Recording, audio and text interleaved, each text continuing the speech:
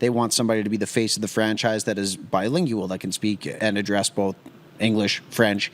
But when it comes to Vancouver, I mean, you've really got a wide open field of candidates for this one. And this is the year of the interim GM, right? We're seeing it in Anaheim for different circumstances. We're seeing it in Vancouver for performance reasons, and we're seeing it in Montreal. Two of, if not, I mean, the upper echelon markets in the entire NHL, at least the ones with the most pressure on them. So when it comes to this, it's amazing to see the time that's taken, right? There's obviously trust.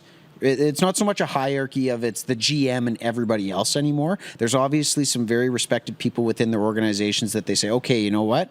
We're making a change in the top position, but that doesn't mean that all the work's going to fall by the wayside. We trust the people in our hockey ops departments to be able to do the work until we find the right person to lead us into the next generation. So it's just funny to see, I guess, how much time is being taken, because if you look at 5-10 years ago, it was your GM was out and then you had a new one lined up ready to roll, right? There was always an assistant ready to fill in. Exactly. There was always somebody ready to go, right? It was never the slapping. It was always the interim tags went to the head coach, which we'll get to next.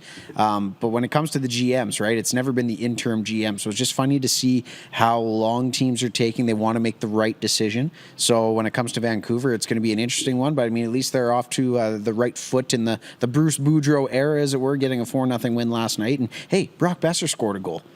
Vancouver fans, he needs rejoice. it so bad. Yeah. And that's one thing that Boudreau, just to give him 100% credit here, he's done that in the past. He finds ways to maximize offensive talent, and I think that's kind of the perfect scenario for the Vancouver Canucks right now, because who's struggling? It's Pettersson, Hughes isn't, Besser, JT Miller's not finding the right teammates. JT Miller is still putting up almost a point per game this season, but it's not clicking fully. Horvat needs to get going still.